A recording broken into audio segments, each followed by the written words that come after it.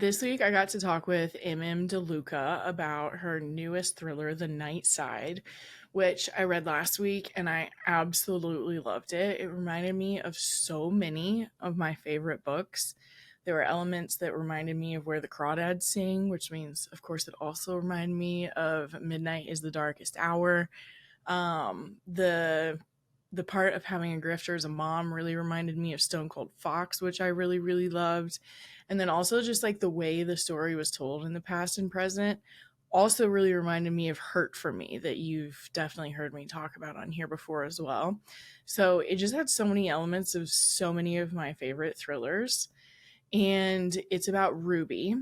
When Ruby Carlson was 18, she ran away from her home in Stony Brook, Montana, and vowed that she would never return to life under the control of her manipulative mother, Ida, a self-styled medium and psychic scammer who made a career out of ruining people's lives.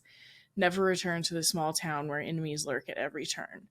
But now, 20 years later, Ruby is back. Her mother is missing, presumed dead, and Ruby reluctantly returns to a home filled with chilling memories to settle Ida's affairs. Did Ida really commit suicide by drowning, or is this another dark scheme? Ruby thought she knew everything about her mother, but finds herself unraveling a web of lies and secrets to reveal a story more twisted than anyone could have imagined.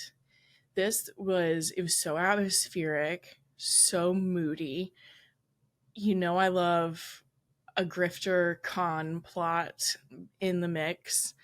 And I also do love the trope of someone returning to their town after like successfully getting away from it and getting like dragged back to face all of the demons that they ran away from. So I was super excited to talk to DeLuca about this. We talk about some of her writing process and what she loves about writing thrillers. So let's get into it.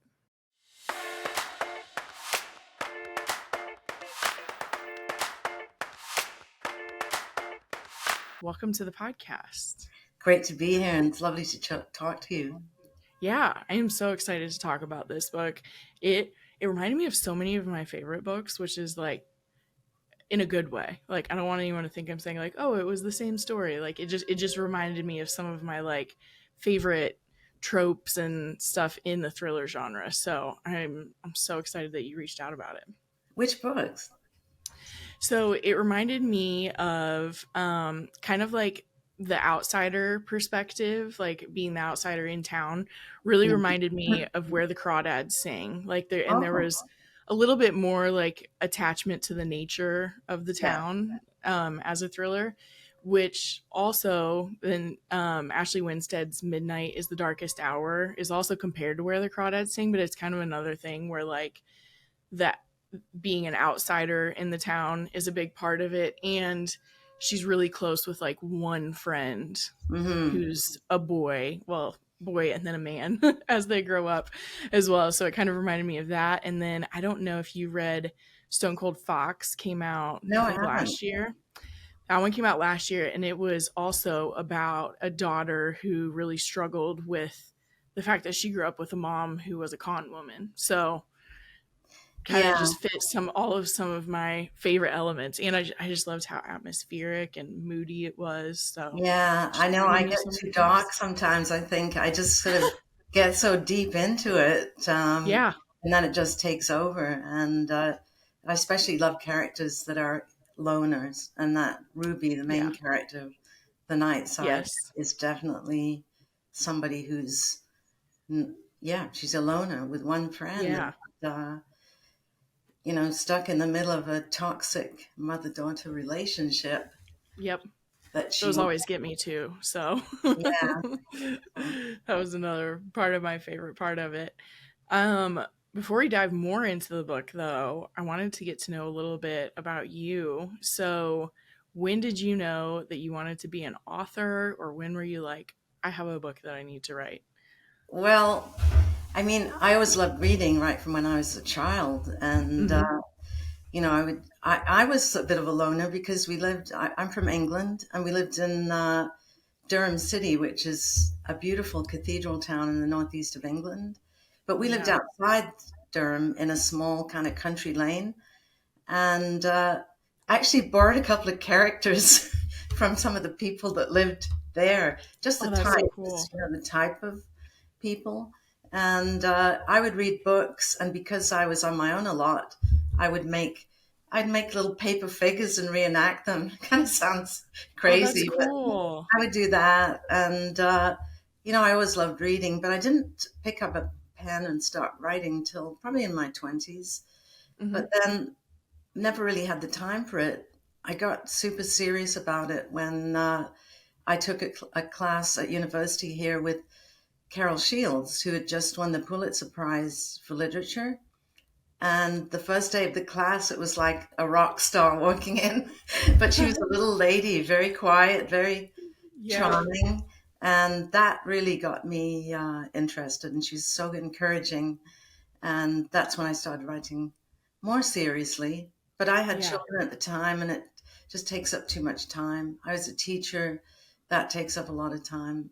And I didn't really start thinking about publishing until probably maybe 2010, I think. Okay. And I self published first because I couldn't That's get, what I wanted to ask you about. I yeah, saw that in your acknowledgments. I self published some books because I couldn't get anyone to take them. Um, Yeah. the first book I finished writing, I sent it straight to Random House to an editor because you could in the That's early amazing. 2000s. And she was very encouraging, but she didn't take Uh-huh. it. So I self published first. And then the first book that I got accepted for publication was The Savage Instinct, which is Hmm. a historical suspense, very Yeah. dark. And that's when I knew what I wanted to do. Yeah. I was reading through your other books and I saw Savage Instinct. Is that what it? Yeah. Yes. Um, I saw that one and I don't like normally read historical fiction, but it sounds so dark and twisty and Yeah. amazing that I'm like, I just might have to. It sounds really good. And it Yeah. takes place in England, right? Yeah. In Victorian England, set in Durham, my hometown, Yeah. based on a real serial poisoner who was hanged there in 1873, and who actually I discovered was born just around the corner from where my grandmother used to live in the little Whoa. village outside of Durham. Yeah. And I didn't realize I used to visit my grandma all the time Yeah. when I was a kid. And this murderer, Mary Ann Cotton, was born around just very close by. So I thought, I That is think I'm going to do crazy. something with this. And she was pregnant when she was arrested, Oh, but she wow. apparently killed many of her children, stepchildren, husbands, and mother. Apparently. Wow. Oh my gosh. I know. Now I'm even more intrigued. That had to be so cool. Did you know when you were writing it that she lived close to where your grandma had lived, Yeah, or I did you knew find it. that I out found after? that out first, and I thought, wow, I think I'm going to research her. Then I found lots of articles that talked about whether she had a fair trial, whether it was Hmm. already hyped up at the time, Yeah. because all the Victorian establishment thought that she was too free and easy for a Victorian woman. And she was Yes. poor, and she lived in sort of difficult circumstances, and children often died of natural causes. But Right. when I wrote that novel, I stayed neutral, or tried to, Yeah. because nobody knows, Oh and I my still don't gosh. know. I This is still so haven't cool. I love decided. there's like layers of mystery to this historical suspense. You definitely have me intrigued about that one now. Um so is that so you've written multiple books, you've also self-published and gone the traditional publishing route as Yeah, well. What is your writing process like now, and like did it evolve with each book? Like basically yeah, how do you approach it? yeah. I mean, I am one of these pantsers that Yeah. definitely should be a plotter because That's I, what they all say. yeah, I know, I start off with I don't have any problem coming up with ideas. Hmm. And I start to plan the beginning of it. Um, but then something makes me want to start writing it. Like I've got to write the first page. And then I write the next chapter and the next chapter. But the problem is, if you haven't plotted it, you meet Mhm. a brick wall in the middle, in Yeah. that sort of middle ground. And so now I've really been trying to outline it first Yeah. before really getting into the heavy writing part. And that's worked for me. With another book of mine, The Perfect Family Man, which Mhm. has been very popular, I really outlined that one. And guess what? It was much easier to write it. I think I wrote That's that the fastest that I've ever written a book because I wow. outlined it. Yeah. I feel like most people or most authors end up saying that they're pantsers and they're like, I'd probably do less revisions if I outlined. But it doesn't sound like you're in the minority. It sounds like it's actually like No, no, people more common. You're like, I just start writing. yeah, yeah, I know. It is better to outline. And actually, I've done some screenwriting, and Oh, nice. I actually wrote a Hallmark, which hasn't been produced, Uh-huh. with a writing partner, and he was Yeah. very much a plotter. He had the outline in beats, every little beat, and I'm like, oh Mhm. God, I can't do that.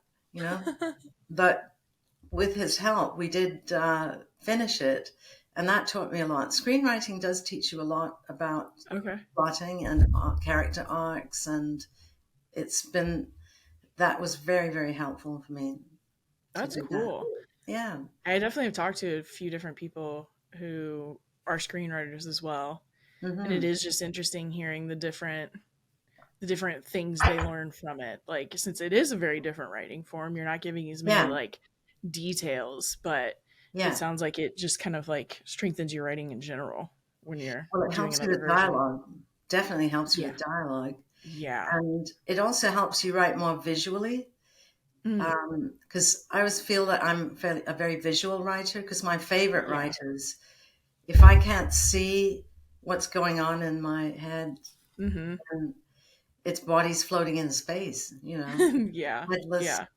bodies just suspended in space. If I don't know the setting or what's the details about it. Yeah. That was I felt that very much in The Night Side. That's earlier I was talking about. It's so atmospheric and you do like really feel like you're in that town. Did you spend I can't remember. I know you kind of talked about Montana in your acknowledgments, but have you spent time were there any towns that kind of like inspired Stony Brook for you? No, I made up Stony Brook. Stony Mhm. Brook is every small town along You're that right. belt of the Midwest and the West. Even in Yeah. Manitoba, where I live, there are small towns that probably look just like something in Montana, just slightly Mhm. different landscape. It's just that small town feel where, it's hard to get away from people and everyone Mhm. seems to know each other and it's a bit claustrophobic. Yeah. Um, but I've spent time in Montana and it's just such a beautiful, dramatic landscape. Spent Mhm. time at the Glacier Park Mhm. there and, you know, um, driven through it many times on various trips. Been through it to go to Yellowstone and also spent time in southern Saskatchewan, which is very similar to northern Montana. And Mhm. it's just so wild and remote and nobody around, but gorgeous scenery. So I Yeah. really like that.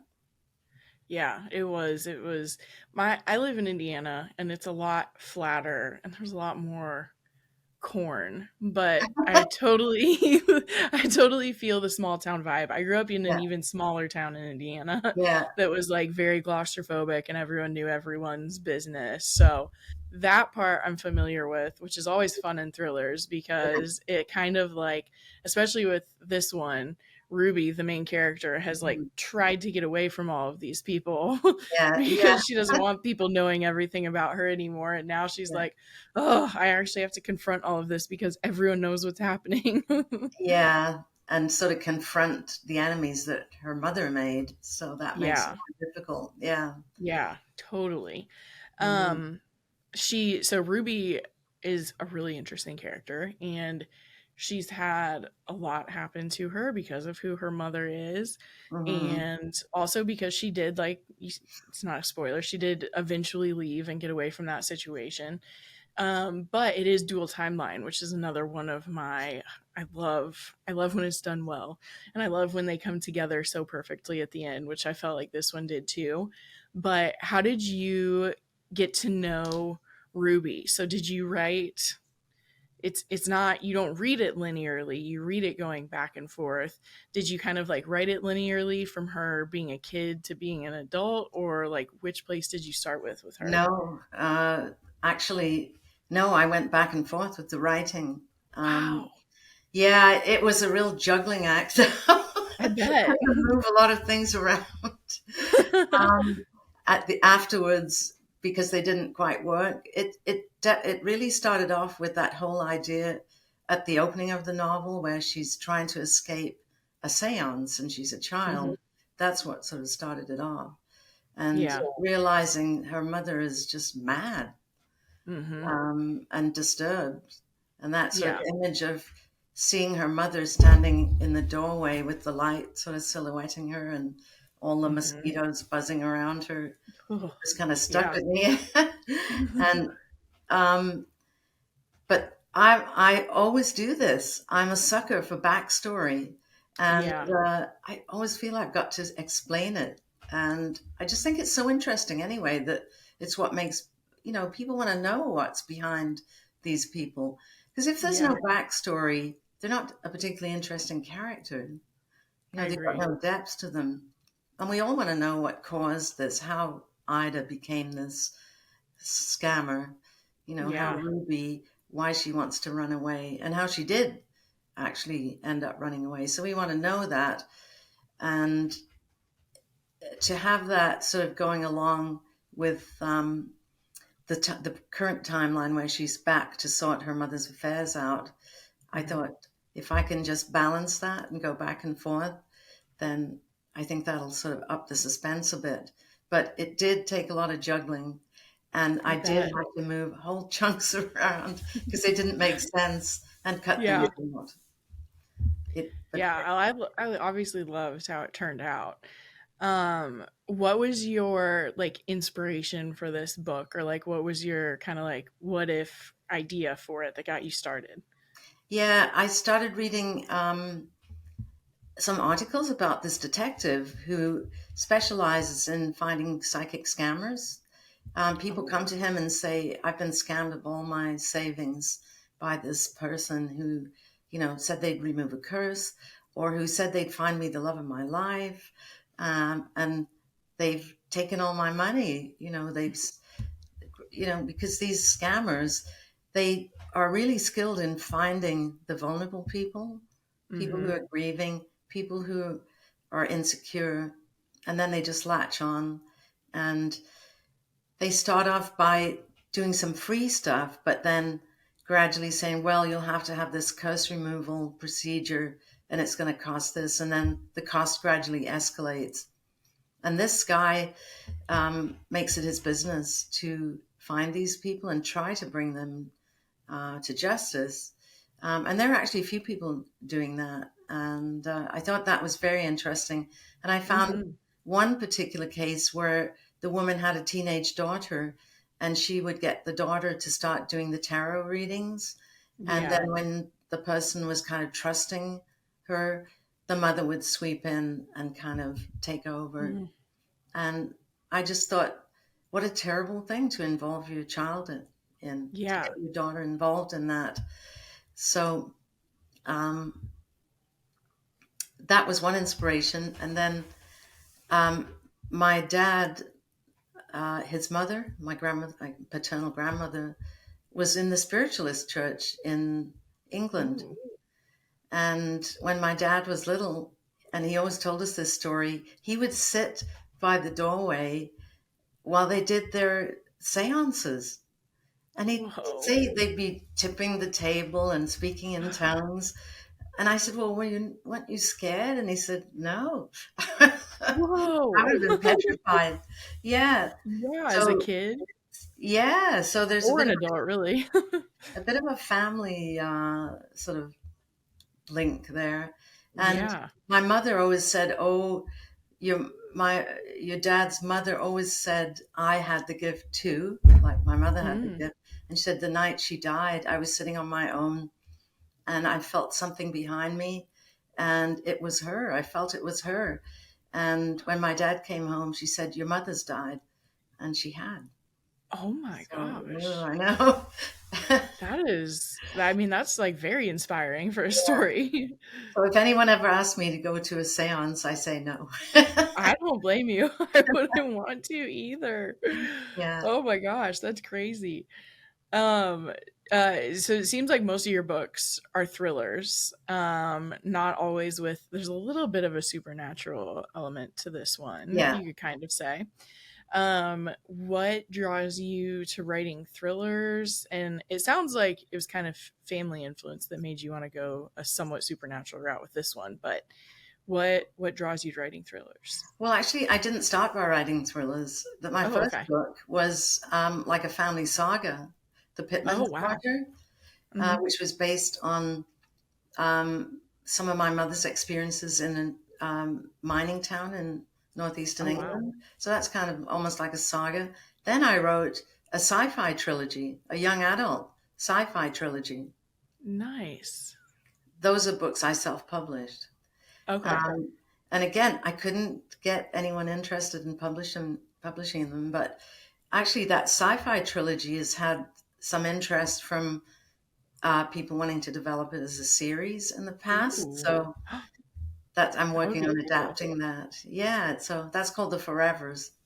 Okay. Um, but then I got into thrillers and suspense, and I just really Hmm. like racking my brains to come up with twists.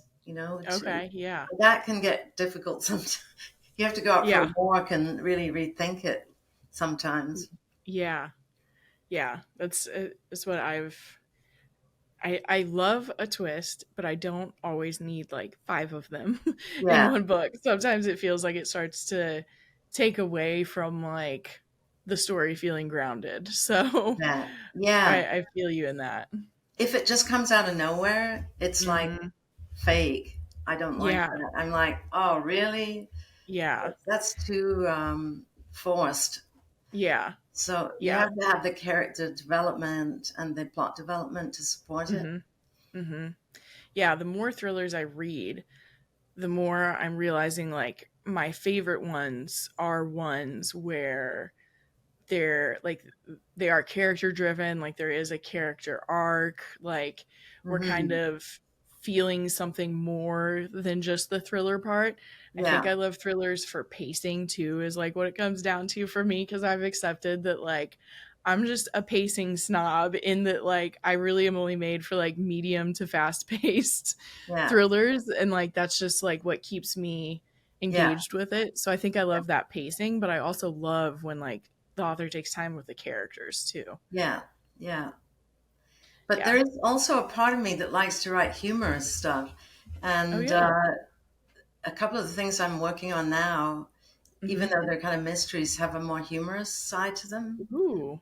Yeah, so I don't know how that's going to work out. Yeah. Sort of It like sounds fun. um, Leanne Moriarty. Hmm. She's definitely got a humorous edge to her Yes. um, thrillers. And Kate Atkinson, who's a brilliant British author, Hmm. is so funny, but they're still Yeah. mysteries. Yeah. I like that kind of thing too. Yeah. I really love, I mean, it's a specific kind of humor, but I love when there's satire in Yeah, thrillers as well. I yeah, feel like that works really well yeah, in thrillers because there's still like some crazy stuff going on, but maybe you're like poking fun at yeah, a certain kind of person or group yeah. of people. Well, I love Yellowface. I thought that was brilliant. Yes. Yes, that was Yeah. fantastic.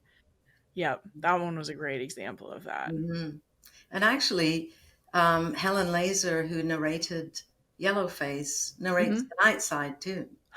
Oh, that is so cool. Yeah, I was Yeah, so so that just thrilled. came out this week, right? The Night Side's audiobook Audiobook version? came out this week. Yeah, she's Yeah, also done The Perfect Family Man too. So I that's was so thrilled. cool. Yeah, I was thrilled that she did both of them because Yeah. she's a big time narrator now. That is so cool. Yeah, Yeah, for people, I know we have a lot of people who do listen to audiobooks, so some of you might even know. I'm on my Kindle or my Kindle app on my phone all the time. So yeah, I don't necessarily know audiobook narrators as well, yeah. but I know some people do. So hopefully they go listen to that, or maybe they even Mhm. know who she is really.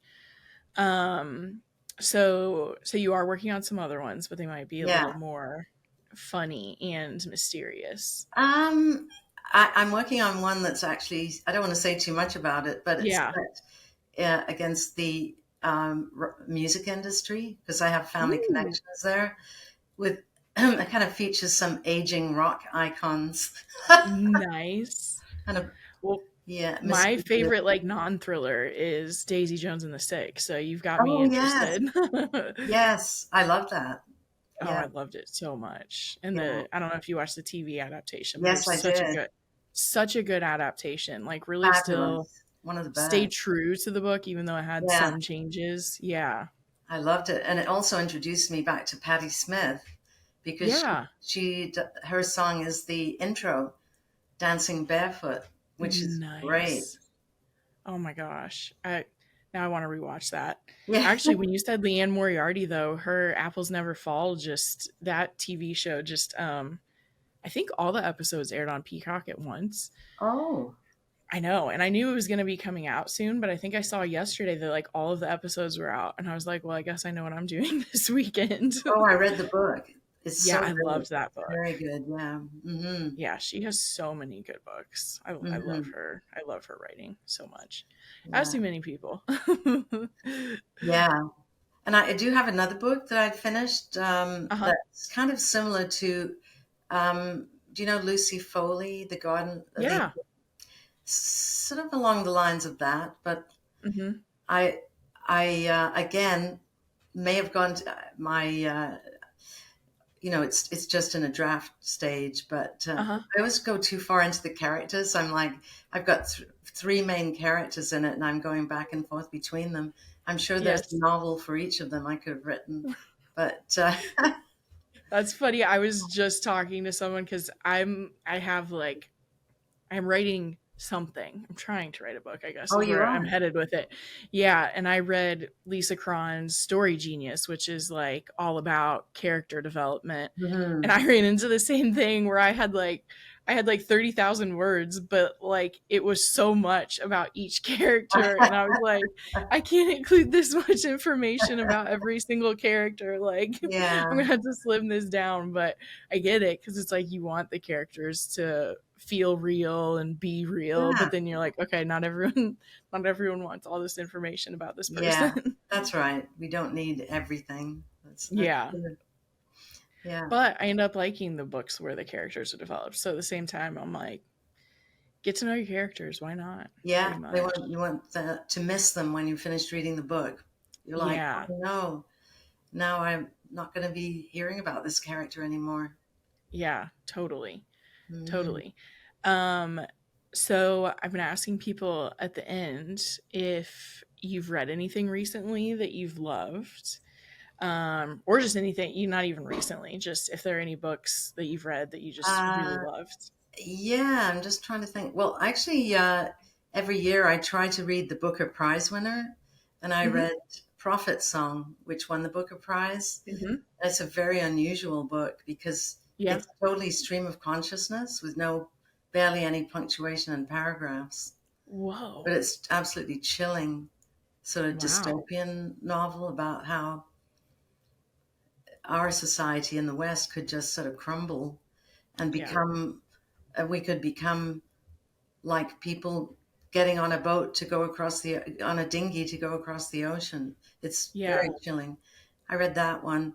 And I'm reading a really fun book right now, Uh-huh. sort of completely different. Uh-huh. Ted Gerritsen, The Spy Coast, which is Okay. very entertaining. Okay. I've enjoyed that. And I'm trying to think. I reread one of my favorite writers is Sarah Waters. Yeah. Um, The Little Stranger. if you like Okay. atmospheric, very scary books, that's Ooh. definitely one. Ooh. I'm gonna have to add all of Yeah. these. The Spy Hmm. Coast sounds amazing. Yeah, it's Is about it retired spies? spies living in Maine. Oh my A lot of gosh. fun. I love spy thrillers, Yeah. so I'm adding that one to my list. Yeah, it's just a lovely kind of conversational style. It's so, Ooh. you know, moves Yeah, fast and great characters. Yeah, I love that. it's really good. Well, where can people follow you to stay up to date with everything? You can go to my website, Hmm. www.marjoriedeluca.com, Hmm. and they can sign up for a newsletter.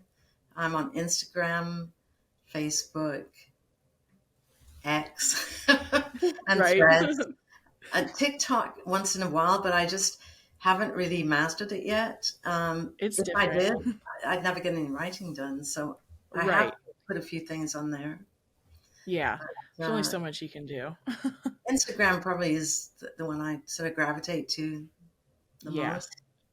I feel like a lot of bookstagram or a lot of readers, it's Yeah, like Instagram/bookstagram is definitely where yeah. people end People are up more great on often. there. So Yeah. so nice and open to Yes.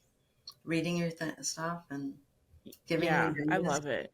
It's been Hmm. so cool getting to know Hmm. authors and just readers on there. I've loved it these last few Hmm. years. Yeah. Yeah. Well, awesome. I will include those links in the show notes actually so that people can stay up to date because I'm excited for what you read next. Yeah. Um, but thank you so much for being on the podcast. And thank you. It's been a pleasure and good luck with your own writing. Thank you.